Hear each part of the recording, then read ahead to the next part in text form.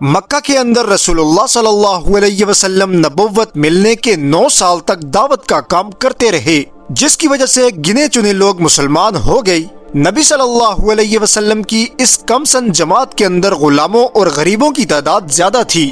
اس وجہ سے کفار مکہ ان غلاموں اور غریب لوگوں کو ایسی دردناک تکلیفیں دیتے جس کو یقیناً سنتے ہی روح کانپ جائے۔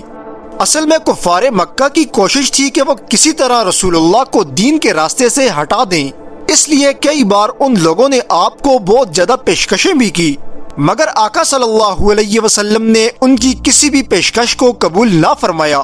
اب کفار مکہ کا ہاتھ تو رسول اللہ تک پہنچ نہیں سکتا تھا، کیونکہ مکہ کے اندر رسول اللہ کے 2 سب سے بڑے حمایتی تھے۔ ایک حضرت ابو طالب جو کفار مکہ کو نبی صلی اللہ علیہ وسلم تک پہنچنے سے روک لیتے، دوسری حضور کی پہلی زوجہ حضرت خدیجہ الکبریٰ جو جانی اور مالی لحاظ سے آپ کی خوب مدد کرتی۔ مگر جیسے ہی نبوت کے 10 سال پورے ہوئے تو اس عرصے میں پہلے حضرت ابو طالب اور پھر حضرت خدیجہ کا انتقال ہو گیا۔ تب سے رسول اللہ اور آپ کے صحابہ پر نہایت سخت ترین وقت کا آغاز ہو گیا۔ یعنی پہلے تو حضرت ابو طالب اور حضرت خدیجہ کی وجہ سے کافر نبی صلی اللہ علیہ وسلم کی طرف ہاتھ بڑھانے سے ڈرتے تھے، مگر ان دونوں ہستیوں کے جانے کے بعد کفار مکہ نے آپ کو اور آپ کے صحابہ کو طرح طرح سے ستانا شروع کر دیا۔ بالآخر حضور اقدس صلی اللہ علیہ وسلم کے ذہن میں طائف کے قبیلہ ثقیف کی جماعت کا خیال آیا۔ طائف مکہ سے تقریباً 40 میل اور 50 کلومیٹر کے فاصلے پر ایک خوبصورت وادی اور پہاڑوں سے مزین علاقے کا نام ہے، اور اس وقت اس علاقے کے اندر عرب کا سب سے طاقتور قبیلہ ثقیف آباد تھا۔ قریش کے لوگوں کی اس قبیلے سے رشتہ داریاں بھی تھیں، اور اس قبیلے میں 3 بھائی جو اس قبیلے کے سردار تھے۔ رسول اللہ خیال کرنے لگے اگر وہ قبیلہ مسلمان ہو جائے تو مکہ کے مسلمانوں کو تکلیفوں سے نجات مل جائے گی اور دین اسلام پھیلنے کی بنیاد بھی پڑ جائے گی۔ پھر آقا صلی اللہ علیہ وسلم شوال کے مہینے میں اپنے ساتھ حضرت زید بن حارثہ کو لے کر پیدل طائف کی طرف روانہ ہوئے۔ طائف کے مقام پر پہنچ کر نبی صلی اللہ علیہ وسلم نے 10 روز قیام کیا۔ ان 10 دنوں کے اندر آپ صلی اللہ علیہ وسلم طائف کے ہر چھوٹے بڑے سے خفیہ طور پر ملتے اور ان کو دین کی دعوت دیتے، مگر خفیہ دعوت کے نتیجے میں کوئی بھی شخص مسلمان نہ ہوا۔ اس کے بعد رسول اللہ خیال کرنے لگے اگر طائف کے 3 بڑے سرداروں کو دعوت دی جائے اور اگر وہ سردار مسلمان ہو جائیں تب یہ امید کی جا سکتی ہے کہ سرداروں کو مسلمان ہوتا دیکھ پورا قبیلہ ہی مسلمان ہو جائے گا۔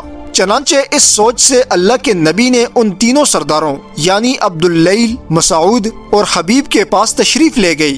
حضور نے ان تینوں کو اللہ کا پیغام سنایا اور اپنے آنے کا مقصد بیان کیا۔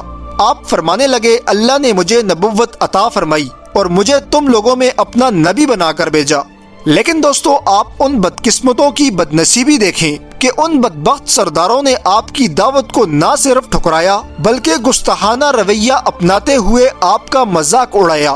ان بدبخت سرداروں میں سے ایک کہنے لگا اگر اللہ نے تمہیں رسول بنا کر بھیجا تو کیا وہ خدا خانہ کعبہ کی عزت کو پامال کر رہا ہے؟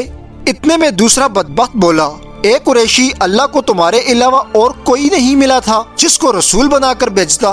پھر تیسرے نے آواز کستے ہوئے کہا اللہ کی قسم میں تیرے ساتھ بات نہیں کرتا، اگر تو واقعی اللہ کا رسول ہے جیسا کہ تیرا دعویٰ ہے تو رسول کی یہ شان نہیں کہ اس کے ساتھ بحث کی جائے، اور اگر تم اللہ پر جھوٹ باندھ رہے ہو تو میری شان یہ نہیں کہ میں تجھ جیسے جھوٹوں سے بات کروں، نعوذ باللہ۔ اس کے بعد ان سرداروں نے ثقیف کے لوگوں کو جمع کیا۔ پھر ان سرداروں نے ان لوگوں میں سے چند اوباش نوجوانوں کو اکٹھا کر کے کہا کہ یہ شخص ہمارے باپ دادا کے دین سے ہمیں گمراہ کر رہا ہے، لہٰذا اس شخص کو سبق سکھانا ہے۔ اس کے بعد وہ طائف کے بدنصیب اوباش لڑکے آپ کے پیچھے لگ گئی، کوئی تالی بجاتا، کوئی سیٹی بجاتا، کوئی بدنصیب آپ پر جملے کستا، حتیٰ کہ وہ بدبخت نبی صلی اللہ علیہ وسلم اور حضرت زید کے پیچھے بھاگتے ہوئے آپ کو طائف کی گلیوں میں لے آئی۔ ظلم و جبر کی آدھی داستان تو طائف کی ان گلیوں سے شروع ہوئی۔ ان گلیوں کے دونوں طرف لوگ صف بنائے ہاتھوں میں پتھر لیے کھڑے تھے۔ جیسے ہی آپ کسی گلی سے گزرتے تو وہ لوگ رسول اللہ کو پتھر مارنا شروع کر دیتے، حتیٰ کہ آپ کو اتنے پتھر مارے گئی کہ آخر میں سر مبارک سے لے کر پاؤں مبارک بلکہ نالین مبارک خون سے لہو لوہان ہو گیا۔ رحمت کائنات صلی اللہ علیہ وسلم کی پنڈلیوں اور گھٹنوں پر گہرے زخم آئی۔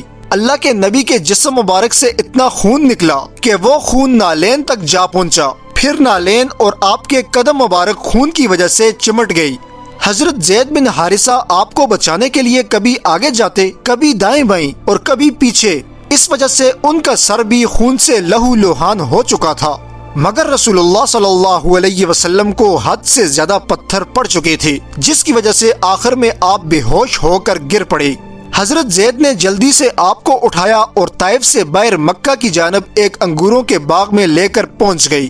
یہ باغ اسلام کے سب سے بڑے دشمن عتبہ اور شیبہ کا تھا۔ اس وقت یہ دونوں بھائی بھی اس باغ کے اندر موجود تھے۔ جب انہوں نے رسول اللہ کی حالت دیکھی تو ان دونوں کو غیرت آئی کہ ہمارے شہر کے ایک معزز شخص کے ساتھ طائف والوں نے بہت برا سلوک کیا۔ اس کے بعد انہوں نے انگور کا ایک خوشہ توڑا اور لے کر آپ کی خدمت میں حاضر ہونے لگے، جس پر ان دونوں کو شرم آنے لگی کہ مکہ میں ہم نے بھی آپ کے ساتھ بہت برے سلوک کیے ہیں۔ مگر رسول اللہ کی حالت کچھ ایسی تھی کہ ان دونوں کو آپ پر بہت زیادہ ترس آ رہا تھا، اس لیے انہوں نے اپنے ایک غلام عداس کو انگوروں کا خوشہ دے کر رسول اللہ کی خدمت میں بھیجا اور ساتھ آپ کے لیے پیغام بھی دیا کہ آپ کو رشتہ داری کا واسطہ ہے کہ یہ انگور کھا لیجئے۔ جب اللہ کے نبی کی طبیعت کچھ سنبھلی تو آپ نے آسمان کی طرف ہاتھ اٹھائے اور دعا کی، اے میرے پروردگار، میں تجھ ہی سے اپنی بے بسی کا شکوہ کرتا ہوں۔ یہ کافر لوگ مجھے رسوا کرنا چاہتے ہیں، اس کا شکوہ بھی تجھ ہی سے کرتا ہوں۔ اے سارے مہربانوں سے زیادہ مہربان، اے میرے پروردگار، تو مجھے کن لوگوں کے حوالے کرتا ہے جو مجھے دیکھ کر منہ چڑھا کر بات کرتے ہیں؟ اے اللہ، اگر تو مجھ سے ناراض نہیں تو مجھے دنیا کی کسی بھی چیز کی فکر نہیں۔ اے میرے مالک، میں اس سے پناہ مانگتا ہوں کہ تو مجھ سے ناراض ہو۔ میرے مولا، تجھے ہی منانا ہے، اس وقت تک منانا ہے جب تک تو راضی نہ ہو جائے۔ رسول اللہ کے ان الفاظ سے عرش الہی ہل گیا۔ اس دعا کے بعد جب آپ نے اپنی نظر اوپر اٹھائی تو حضرت جبرائیل امین پہاڑوں کے فرشتے کو لے کر ساتھ کھڑے عرض کر رہے تھے، یا رسول اللہ، اللہ نے سب سن لیا اور سب دیکھ لیا جو ظلم ان لوگوں نے آپ کے ساتھ کیا۔ پھر وہ پہاڑوں کا فرشتہ ملک الجبال آگے بڑھ کر عرض کرنے لگا، اے اللہ کے نبی، مجھے اللہ نے بھیجا ہے، آپ جو چاہیں گے میں تعمیل کروں گا۔ اگر آپ حکم دیں تو طائف کے دونوں پہاڑوں کو آپس میں ملا کر ان تمام بے ادبوں اور گستاخوں کو بیچ میں پیس کے رکھ دوں۔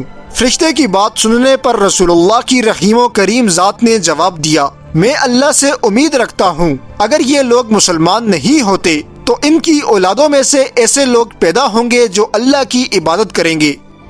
دوستو، یہاں میں آپ سے ایک پرسنل بات شیئر کرتا چلوں۔ آج اگر ہم انڈیا پاکستان کے اندر مسلمان ہیں تو وہ سب حضور صلی اللہ علیہ وسلم کی اس دعا سے ہیں، کیونکہ سرحد ہندوستان میں دین اسلام لانے والا محمد بن قاسم تھا۔ اگر بالفرض رسول اللہ صلی اللہ علیہ وسلم طائف کے لوگوں کو بد دعا دے دیتے تو نہ ہی کوئی محمد بن قاسم آتا اور نہ ہی آج ہم مسلمان ہوتے۔ اس طرح کی مزید ویڈیوز دیکھنے کے لیے ہمارا چینل سبسکرائب کیجیے۔